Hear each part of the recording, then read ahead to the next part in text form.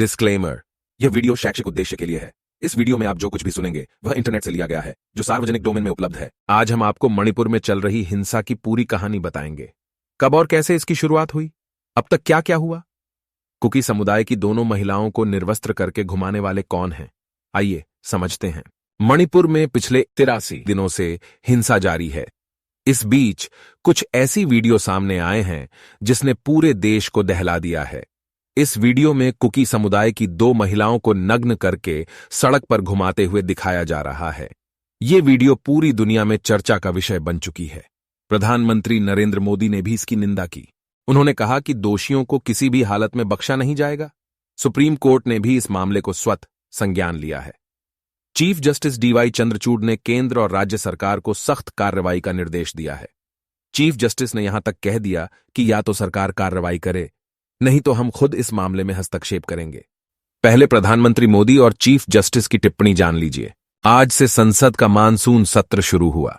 इसके पहले प्रधानमंत्री नरेंद्र मोदी ने मीडिया से बातचीत की। उन्होंने मणिपुर हिंसा का जिक्र करते हुए आक्रोश व्यक्त किया। प्रधानमंत्री ने कहा, मेरा हृदय पीड़ा से भरा है, क्रोध से भरा है। मणिपुर की जो घटना सामने आई है वह किसी भी सभ्य समाज के लिए शर्मसार करने वाली घटना है। पाप करने वाले, गुनाह करने वाले कितने हैं, कौन हैं, ये अपनी जगह है, लेकिन बेइज्जती पूरे देश की हो रही है। 140 करोड़ देशवासियों को शर्मसार होना पड़ रहा है। सभी मुख्यमंत्रियों से आग्रह करता हूं कि वे माताओं बहनों की रक्षा करने के लिए कठोर से कठोर कदम उठाएं। अपने राज्यों में कानून व्यवस्था को और मजबूत करें। घटना चाहे राजस्थान की हो, छत्तीसगढ़ की हो या मणिपुर की हो, हम राजनीतिक विवाद से ऊपर उठकर कानून व्यवस्था और नारी के सम्मान का ध्यान रखें। किसी भी गुनहगार को बख्शा नहीं जाएगा। मणिपुर की इन बेटियों के साथ जो हुआ है उसे कभी माफ नहीं किया जा सकता। चीफ जस्टिस डीवाई चंद्रचूड़, हम सरकार को कार्रवाई करने के लिए थोड़ा समय देंगे नहीं तो हम खुद इस मामले में हस्तक्षेप करेंगे। हमारा विचार है कि अदालत को सरकार द्वारा उठाए गए कदमों से अवगत कराया जाना चाहिए ताकि अपराधियों पर हिंसा के लिए मामला दर्ज किया जा सके।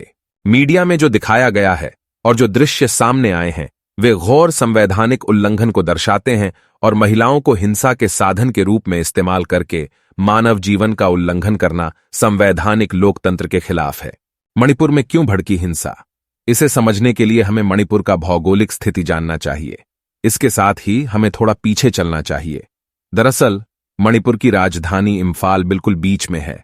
ये पूरे प्रदेश का 10% हिस्सा है, जिसमें प्रदेश की 57% आबादी रहती है। बाकी चारों तरफ 90% हिस्से में पहाड़ी इलाके हैं, जहां प्रदेश की 43% आबादी रहती है। इम्फाल घाटी वाले इलाके में मैतेई समुदाय की आबादी ज्यादा है। ये ज्यादातर हिंदू होते हैं। मणिपुर की कुल आबादी में इनकी हिस्सेदारी करीब 53% है। आंकड़े देखें तो सूबे के कुल 60 विधायकों में से 40 विधायक मैतेई समुदाय से हैं। वहीं दूसरी ओर पहाड़ी इलाकों में 33 मान्यता प्राप्त जनजातियां रहती हैं। इनमें प्रमुख रूप से नग्गा और कुकी जनजाति हैं। ये दोनों जनजातियां मुख्य रूप से ईसाई हैं। इसके अलावा मणिपुर में 8% आबादी मुस्लिम और सनमही समुदाय की है। भारतीय संविधान के आर्टिकल 371C के तहत मणिपुर की पहाड़ी जनजातियों को विशेष दर्जा और सुविधाएं मिली हुई हैं, जो मैतेई समुदाय को नहीं मिलती। लैंड रिफॉर्म एक्ट की वजह से मैतेई समुदाय पहाड़ी इलाकों में जमीन खरीदकर बस नहीं सकता, जबकि जनजातियों पर पहाड़ी इलाके से घाटी में आकर बसने पर कोई रोक नहीं है। इससे दोनों समुदायों में मतभेद बढ़े हैं। हिंसा की शुरुआत कब हुई? मौजूदा तनाव की शुरुआत चुराचंदपुर जिले से हुई। ये राजधानी इम्फाल के दक्षिण में करीब 63 किलोमीटर की दूरी पर है। इस जिले में कुकी आदिवासी ज्यादा है। गवर्नमेंट लैंड सर्वे के विरोध में 28 अप्रैल को the indigenous tribal leaders forum ने चुराचंदपुर में 8 घंटे बंद का ऐलान किया था। देखते ही देखते इस बंद ने हिंसक रूप ले लिया। उसी रात तुइबोंग एरिया में उपद्रवियों ने वन विभाग के ऑफिस को आग के हवाले कर दिया। 28 अप्रैल की हिंसा में मुख्य तौर पर पुलिस और कुकी आदिवासी आमने सामने थे। इसके ठीक 5वें दिन यानी 3 मई को ओनल tribal students union of Manipur ने आदिवासी एकता मार्च निकाला। ये मैतेई समुदाय को एसटी का दर्जा देने के विरोध में था। यहीं से स्थिति काफी बिगड़ गई। आदिवासियों के इस प्रदर्शन के विरोध में मैतेई समुदाय के लोग खड़े हो गए। लड़ाई के तीन पक्ष हो गए। एक तरफ मैतेई समुदाय के लोग थे तो दूसरी ओर कुकी और नगा समुदाय के लोग। देखते ही देखते पूरा प्रदेश इस हिंसा की आग में जलने लगा। 4 मई को चुराचंदपुर में मुख्यमंत्री बीरेन्द्र सिंह की एक रैली होने वाली थी।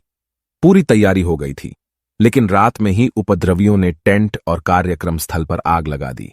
सीएम का कार्यक्रम स्थगित हो गया। अब तक इस हिंसा के चलते 150 से ज्यादा लोग मारे जा चुके हैं। 3000 से ज्यादा लोग घायल बताए जा रहे हैं। हिंसा की 3 वजहें। पहली, मैतेई समुदाय के एसटी दर्जे का विरोध। मैतेई ट्राइब यूनियन पिछले कई सालों से मैतेई समुदाय को आदिवासी दर्जा देने की मांग कर रही है। मामला मणिपुर हाईकोर्ट पहुंचा। इस पर सुनवाई करते हुए मणिपुर हाईकोर्ट ने राज्य सरकार से 19 अप्रैल को 10 साल पुरानी केंद्रीय जनजातीय मामलों के मंत्रालय की सिफारिश प्रस्तुत करने के लिए कहा था। इस सिफारिश में मैतेई समुदाय को जनजाति का दर्जा देने के लिए कहा गया है। कोर्ट ने मैतेई समुदाय को आदिवासी दर्जा देने का आदेश दे दिया। अब हाईकोर्ट के इस फैसले को सुप्रीम कोर्ट में चुनौती दी गई है। Chief justice DY Chandrachud, justice PS Narasimha और जस्टिस JB पारदीवाला की बेंच केस की सुनवाई कर रही है। दूसरी, सरकार की अवैध अतिक्रमण के खिलाफ कार्रवाई। आरक्षण विवाद के बीच मणिपुर सरकार ने अवैध अतिक्रमण के खिलाफ कार्रवाई ने आग में घी डालने का काम किया। मणिपुर सरकार का कहना है कि आदिवासी समुदाय के लोग संरक्षित जंगलों और वन अभयारण्य में गैरकानूनी कब्जा करके अफीम की खेती कर रहे हैं। ये कब्जे हटाने के लिए सरकार मणिपुर फॉरेस्ट रूल 2021 के तहत फॉरेस्ट लैंड पर किसी तरह के अतिक्रमण को हटाने के लिए एक अभियान चला रही है। वहीं आदिवासियों का कहना है कि ये उनकी पैतृक जमीन है। उन्होंने अतिक्रमण नहीं किया, बल्कि सालों से वहां रहते आ रहे हैं। सरकार के इस अभियान को आदिवासियों ने अपनी पैतृक जमीन से हटाने की तरह पेश किया। तीसरी, हिंसा के बीच कुकी विद्रोही संगठनों ने भी 2008 में हुए केंद्र सरकार के साथ समझौते को तोड़ दिया। दरअसल कुकी जनजाति के कई संगठन 2005 तक सैन्य विद्रोह में शामिल रहे हैं।